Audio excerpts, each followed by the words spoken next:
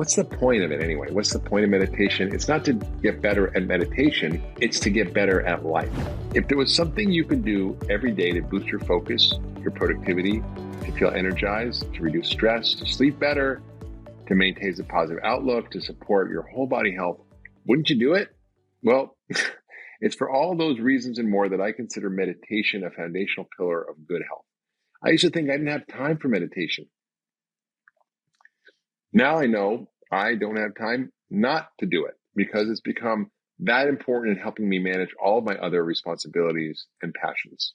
So why is it so hard to focus, pay attention? Well, Starbucks built a $13 billion business because we need help paying attention. Psychiatrists often diagnose adult attention deficit disorder. I think 1 in 10 kids is on some type of attention medicine like Ritalin. And they are now prescribing Ritalin for grown-ups who can't focus or pay attention.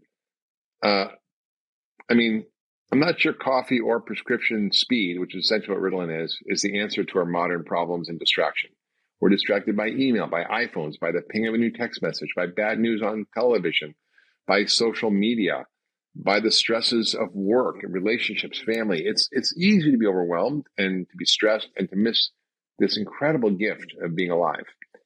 The problem is our bodies break down over this chronic onslaught of stress. We get insomnia, anxiety, depression, and by the way, all chronic diseases, heart disease, cancer, dementia, diabetes, all obesity, all are worsened by stress or maybe caused even by stress.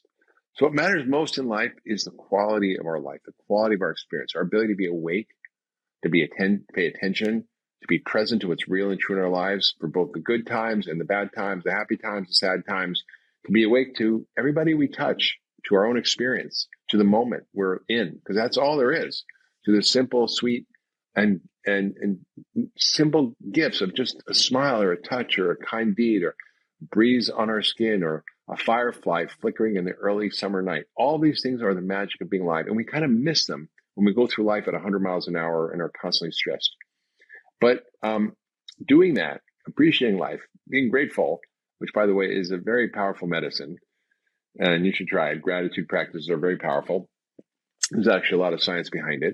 But doing that is kind of harder than it sounds. Our monkey mind gets in the way. Our crazy thoughts and just distractions are always interfering with our ability to be present. So in order to pay attention, we need to be quiet. We need to be able to practice this. We need to know the habits of our mind. We need to be skilled at working with them, to not be controlled or dominated by our thoughts in our mind. We need to learn the practice of witnessing our thoughts and feelings without having them overwhelm us, dominate us, or control our lives, or being driven by them. I mean, think about it. If you want to go and do 100 push-ups, you just can't go and do 100 push-ups. You got to work up to it. You need to exercise the muscles that allow you to do that. The same thing with the mind. You know, we talk about exercise to train the body, but what do we do to train the mind? We don't do anything. We just kind of bops around in the world and has no guidance or practices that allows you to actually do what we call innercise, to exercise your mind, to become a master of your mind. And when you master your mind, you master your life. It's that simple. And not be controlled or at the effect of everything that's going on all the time around you and being caught off balance. So actually, how I got into medicine, by the way, was maybe you may or may not know, is I was at Cornell and I studied Buddhism. That was my major. I was very interested in the mind and the nature of our consciousness and the ways that our thoughts and perceptions control our lives, how to work with them in a juicy way that brings more love and kindness and compassion and insight into every moment rather than just darkness and suffering and struggle and pain, which most of us go through life with. So it's a very amazing practice for understanding how to master our minds. And that is a key to good, healthy life. If you are in control of your mind, you're in control of your life. Now, pain is inevitable. Loss is inevitable. Death, illness, war, disaster always have been going on for thousands of years, and they'll always be part of the human condition. But within it, I wondered, as a young man, I thought, is there a way to understand suffering in a different way, in a different light, to break the cycle of suffering? And that's when I really got into studying Buddhism, which is basically a method. It's not really a religion. It's a method of practice and thinking that allows you to actually break the cycle of constant suffering. And I realized back then that there was a way to be more awake, to see things as they truly are, unfiltered by my conditioning, my beliefs, to notice it and to savor it and to love it and to wake up with gratitude and lightness and celebration and the magic of life. It's always there. We just miss it. We just miss it. And so we don't notice it. And that's why often our lives feel so hard. But in order to notice it, you have to be present. And to be present, you need to have a little bit of a quiet mind. And it's not so easy to do that for most of us. Being awake takes a lot of practice. Each of us has to find our own path to awakening, but many of these ancient traditions provide a pathway. You don't have to believe in a particular religion or philosophy or anything. You just being present isn't, necessarily religious practice. Meditation is not a religious practice. We've done that throughout the millennia as human beings. We've danced, we've prayed, we've sung, we've chanted, we've meditated, we've done all sorts of practices to help us to focus our mind. So it's really important to just have a simple desire to be able to show up and be present in your life and pay attention to what's going on without any judgment, without any criticism, without any self-hate, and just to notice the ebb and flow of our breath and our thoughts. That's what meditation is. You're sitting there, and you're laying down, sitting up, and you just watch your thoughts, almost like, clouds going across the sky. They're not good or bad. They're not things that you can control or hold on to, or like, ripples in the ocean. You just kind of let them come, like a thought is a ripple, and then it comes, then you watch it and you let it go. You don't grab onto it. And that really is a powerful practice. And that's like doing push-ups for your brain, right? So like, how do you do bicep curls for your brain, right? You need to do some kind of practice. And meditation is one of those powerful practices.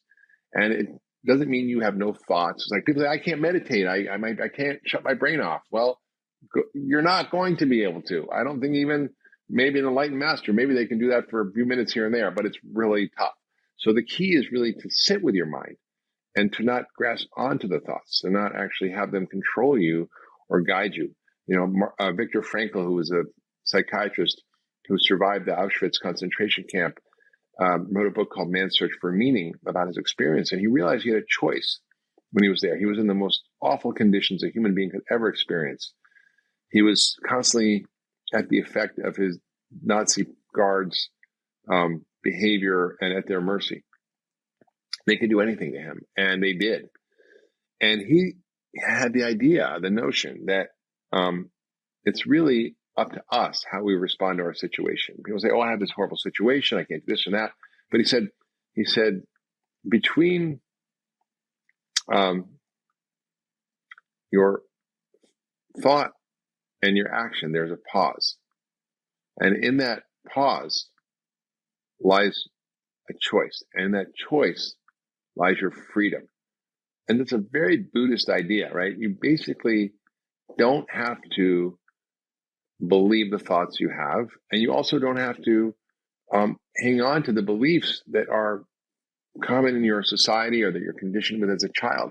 You can actually learn to slow down the process of some input, right? Somebody says something, somebody tries to hurt you, whatever. You're stressed by an event, whatever that is. And then there's your reaction to it. And in that space, there's this pause. It's just, for most of us, it's collapsed into 1 second or a millisecond. But the key to meditation is that it helps you practice the muscle of just paying attention. It's kind of hard, it's not easy, but we have to learn how to be patient with ourselves, to love ourselves, and just kind of not pay attention and get stuck on those thoughts that may not be so great. So it basically helps us create calm in the chaos. And Ram Dass talked about loving, non-judgmental self-awareness. Most of us have no clue how to do this, but it's actually really possible. When I was 20 years old, I decided to do a 10-day meditation retreat, a silent meditation retreat. Basically, was meditating 12 hours a day, eating in silence, and sleeping, and that was it. And it was really wild. I mean, it was the most extraordinary experience to do as a young man. And it took me a little bit to settle in, but as I began to settle in each day, I felt more and more awake, more alive, happier than I'd ever been. And it wasn't connected to something outside of me. It was an inner happiness, something I'd really never had before. It wasn't because somebody did something or I got something good in my life. It was just this pure joy of being alive and being able to notice what was around me, the magic of the forest and the birds and nature, uh, how sparkly and beautiful people were. Everything. It was just like everything looked like I was sort of looking through brand new glasses where I could see everything clearly. And that was a profound experience for me. And I've done those retreats over the course of my life. And I find they're profound. A friend of mine just did what we call a dark retreat, which is going in a cave pitch black for a week, which I think is a little scary. But he said he found in that week, he got the most profound sense of safety and happiness and joy just being with himself. And most of us don't quiet down enough to actually be with ourselves or know ourselves, but it's pretty important. Now, sometimes I've gone far away from it, crazy raising kids and building a career. But whenever I go back there, it just feels home. And there's 1,000 ways to meditate, right? You can do mindfulness meditation, breath meditation, mantra meditation. You can do dancing meditation, walking meditation, breathing meditation, prayer, yoga. All these things are powerful, powerful techniques that allow you to reach that state. So what's the point of it anyway? What's the point of meditation? It's not to get better at meditation. It's to get better at life, right? So it's not just an end in itself.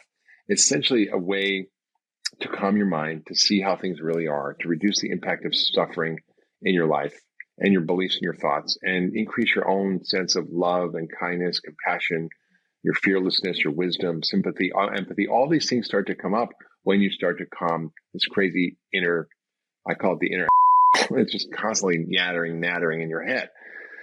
And when you're still like that, your life becomes richer, your actions are more clear, your words are more powerful and direct, your ability to see things is improved, your capacity to be engaged in life is enhanced. It's not a retreat from life. It's a way to go fully into life and to cultivate your own power and happiness. So what are the benefits, though, from a medical perspective? Because those are all life benefits, right? There's a lot of scientific benefits. It reduces chronic pain. It lowers blood pressure, reduces headaches, anxiety, depression, helps you lose weight, balances your cholesterol, improves your sports performance. Chicago Bulls, Michael Jordan and Phil, what's his name? Phil Jackson, who was the coach. He was like an old hippie from the 60s and really into meditation. And he taught the Chicago Bulls and Michael Jordan how to meditate. And that meditation was a key to their success. Seattle football team also did meditation as part of their practices to improve their sports performance. Meditation also improves your immune function. It helps you sleep better. It boosts serotonin, the happy mood chemical, increase your creativity, helps you fix your brain waves, calms them down, helps you learn, focus, pay attention, increases your productivity, enhances your memory, and so much more. I find it's a superpower. If I'm like having a little lull or something and my brain is going to shut down, I do a 20-minute meditation. I feel like I had a 3-hour nap. It's super powerful. So I don't meditate for both reasons. I mean, those are nice and there's side effects. And yoga, for me, I was also a yoga teacher before I was a doctor, and I practiced a form of yoga that we called meditation in motion, which was very mindful meditation based yoga, using the breath and awareness to actually guide your body through different postures. But it's really, the reason I do it is to be more awake to life, to myself, to cultivate my own sense of peace and loving kindness and compassion for me and others. The good news is you don't need that much time. You can do 10 minutes, 5 minutes, 15 minutes, 20 minutes, a place to sit. You don't even need something quiet. I meditate on planes, on trains, on buses, and you just kind of go in. I go in and I'm like, I have my little noise headphones I use sometimes, but you really don't have to be anywhere particular. I mean, it's obviously better if it's super quiet and it's helpful, but you don't have to be. So just going through meditation, what is it? How do you do it? It's pretty easy. You can sit in a comfortable position. You could, sit without back support or not a back support. You should relax your shoulders. You should, just put your neck, head straight, your chin down a little bit, your face relaxed, and then just start breathing through your nose and just feeling your belly rise and fall, your ribs expand, and your collarbones and shoulders move as you breathe. And just notice your breath. One of the forms of meditation is simply noticing the breath exiting the nose and entering the nose, exiting the nose, entering the nose. And when you lose track and you start thinking and drifting off or thinking about what you got to do tomorrow, just come back to the breath. It's really simple. So just watch that simple breath, and that's a very powerful way. Also, when your mind constantly jiggers off, you just keep coming back every time. There's not you're failing at meditation. There's no judgment here. It's really just practice. And maybe, when you first start doing it, it'll be like 3 seconds before your mind takes off somewhere else. Like you only do one push-up. But after practicing a while, you'll be able to do like 10 push-ups or 100 push-ups, which maybe like really stay focused for a long time. So just start with 5 minutes, start with 10 minutes until you can sit for 20 or 30 minutes. I actually recommend a form that if people are not used to it, that they can try. It's called Ziva Meditation. You can go to zivameditation.com. It's an online course, easy to do, super simple, super portable. I do it everywhere I go, planes, trains, automobiles, everywhere. And I find it's such a life hack. I don't know how I'd live without it. And now I used to think I didn't have time to meditate. Now don't have time not to meditate. So I encourage you to check it out and learn more about how to bring this into your life as a key life skill for many, many aspects of your health and your life and your well-being. If you love that last video, you're going to love the next one. Check it out here. Not good. Even when you're an expert in something, you can't function when you're tired. So next to sort of nutrition, exercise, and maybe even before it, some would argue, sleep may be the fundamental foundation of health and disease prevention and even weight control.